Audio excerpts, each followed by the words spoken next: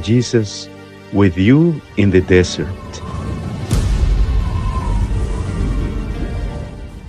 El Señor esté con vosotros. Y con tu espíritu. Lectura del Santo Evangelio según San Juan. Gloria a ti, Señor. En aquel tiempo salió Jesús de Samaria a Galilea. Jesús mismo había atestiguado: un profeta no es estimado en su propia patria. Cuando llegó a Galilea, los galileos lo recibieron bien, porque habían visto todo lo que había hecho en Jerusalén durante la fiesta, pues también ellos habían ido a la fiesta. Fue Jesús otra vez a Caná de Galilea, donde había convertido el agua en vino. Había un funcionario real que tenía un hijo enfermo en Cafarnaúm. Oyendo que Jesús había llegado de Judea a Galilea, fue a verlo, y le pedía que bajase a curar a su hijo, que estaba muriéndose. Jesús le dijo: si no veis signos y prodigios, no creéis. El funcionario insiste: Señor, baja antes de que se muera mi niño. Jesús le contesta: anda, tu hijo vive. El hombre creyó en la palabra de Jesús y se puso en camino. Iba ya bajando cuando sus criados vinieron a su encuentro, diciéndole que su hijo vivía. Él les preguntó a qué hora había empezado la mejoría, y le contestaron: ayer a la hora 7 le dejó la fiebre. El padre cayó en la cuenta de que esa era la hora en que Jesús le había dicho: tu hijo vive, y creyó él con toda su familia. Este segundo signo lo hizo Jesús al llegar de Judea a Galilea. Palabra del Señor. Gloria a ti, Señor Jesús. Al menos dos enseñanzas en este fragmento del Evangelio de San Juan. Primera, los milagros, en este caso una curación de un niño que está muy grave, los milagros pueden ocurrir a distancia. O sea, tú puedes pedir por alguien que está lejos de ti. El Señor hace un milagro y desde Caná a Cafarnaúm, que es donde residía el niño, era un funcionario real en esa pequeña ciudad, pues hay una cierta distancia. No sé, pero Caná está en el interior de Galilea, mientras que Cafarnaúm está junto al lago. Es posible que un centenar de kilómetros. No es que cuando tú pides un milagro tengas que estar al lado de la persona por la cual pides. Dios puede hacer milagros, o un santo puede interceder ante Dios pidiendo un milagro, aunque no esté junto a la persona. Pero esta enseñanza, que es fácil de entender, porque no estamos hablando de que el poder del milagro está relacionado con el contacto físico, o próximo al menos, esta enseñanza es sencilla. La otra es mucho más interesante. Los protestantes dicen que no necesitamos intermediarios y se burlan de nosotros, nos acusan incluso de blasfemos a los católicos porque pedimos la intercesión de la Santísima Virgen y la intercesión de los santos. Los protestantes tienen seguramente, porque así se lo han enseñado por odio a los católicos, por lo menos no todos, pero al menos los de las sectas sí, tienen un concepto equivocado de lo que es nuestra fe. Solo Dios hace milagros. Jamás hemos creído los católicos que sea la Virgen o los santos los que hacen los milagros. Ellos son intercesores, mediadores. Ellos piden a Dios que se produzca el milagro.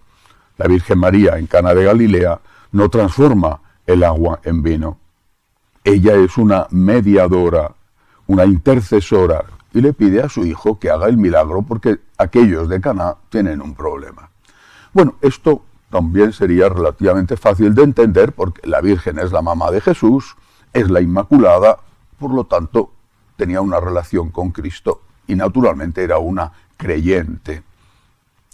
Pero este funcionario real no era un inmaculado, tenía por lo menos el pecado original y seguramente sus propios pecados. Sería probablemente un buen judío hasta ahí.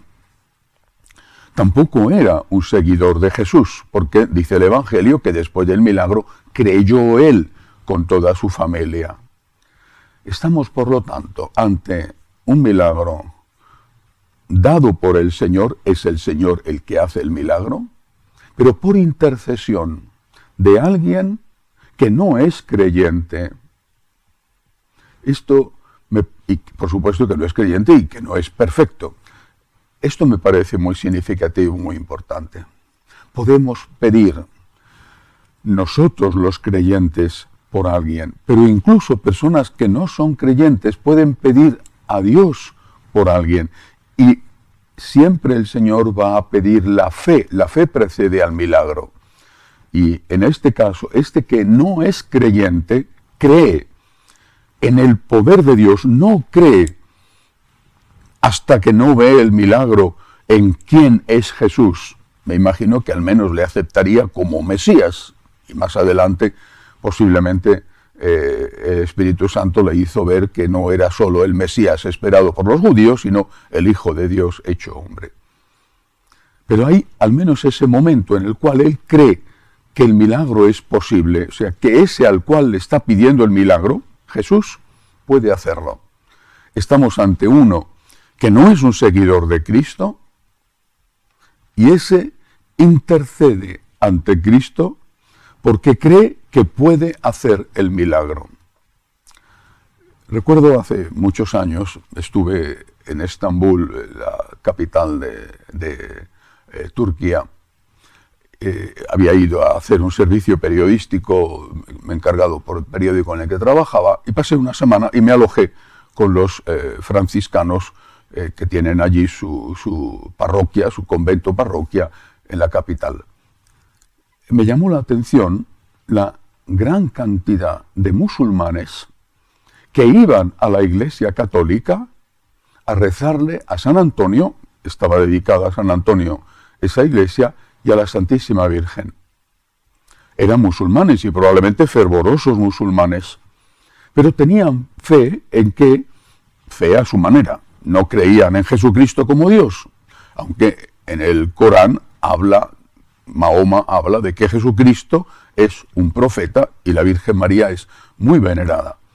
Acudían a pedir ayuda a Dios, pero a través de esa mujer, María, o de ese hombre, Antonio, San Antonio. No tenían más fe aquellos musulmanes que no creían en Dios, en el Dios nuestro, quiero decir. No tenían más fe que muchos católicos que no creen en la intercesión de los santos o de la Virgen y que se burlan incluso de los que sí que creen, de los que sí creemos en la intercesión de los santos. No se trata de tener este o aquel santo favorito. Obviamente, a todos nos impresiona más la vida de uno que de otro, y todos tenemos nuestros santos a los cuales acudimos, bueno, casi todos los que creemos en la intercesión de los santos, tenemos un santo que tenemos más en el corazón que otro, y al que acudimos con más frecuencia, siendo en primer lugar la Virgen María, la reina de los santos. ¿Qué tenemos que aprender? Pues que puede encontrarse más fe a veces fuera de la Iglesia que dentro de la Iglesia, digo a veces.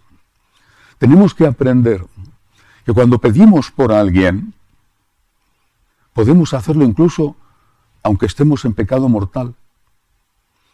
¿Por qué? Porque no pedimos por nuestros méritos. No estamos poniendo delante de Dios una bandeja con un memorándum que diga: yo me merezco que me concedas este milagro.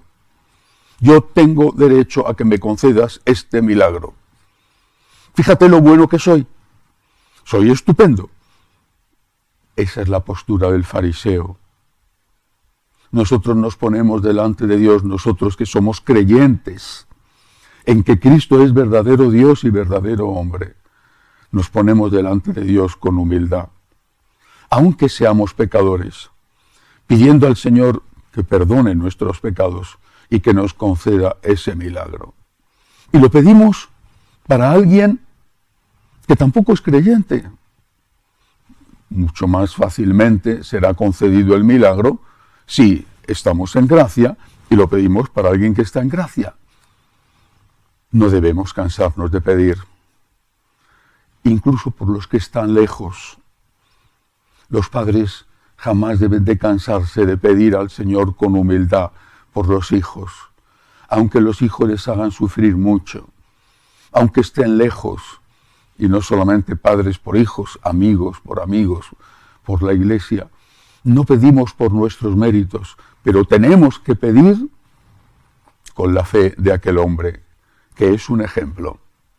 Aquel hombre creía que Cristo, a muchos kilómetros de distancia, podía curar. Y porque tenía fe, regresó a su casa. Y cuando regresó a su casa se encontró que esa curación había ocurrido.